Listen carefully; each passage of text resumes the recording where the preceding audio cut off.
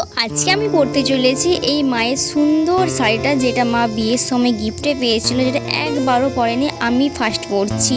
Hello everyone, কেমন আছো তোমরা সবাই? আমি সাথী, আমার একটি নতুন ভিডিওতে জানাই তোমাদের অনেক অনেক স্বাগত। তো চলো আগে মেকআপটা করে চলে আসি, দেন তারপরে শাড়িটা পরছি। মেকআপ তো করবো, কিন্তু শাড়ির সাথে কোন ব্লাউজটা পরবো সেটাই আমি বুঝতে পারছি না। এই সাদাটা পরবো নাকি এই কালারটা পরবো। একটু এখানে আমি মেকআপ করে চলে এসেছি, এবার পরবো শাড়িটা। আর চুলটা করলে আমি পুরো রেডি হয়ে যাব। তো চলো শাড়িটা আগে পরে নিই। আর এই যে আমার শাড়ি পরে চলে এসেছি আমি। তারপর একটা টিপের অভাব ছিল, সেই টিপটাও আমি পরে নিয়েছি। দেখো এবার আমার পুরো সাজটা কমপ্লিট। আর আমাকে কেমন লাগছে তোমরা অবশ্যই জানিও। আর চুলটা আমি খোলাই রেখেছিলাম, খোলাতেই বেশি ভালো লাগছিল মনে হচ্ছিল। তো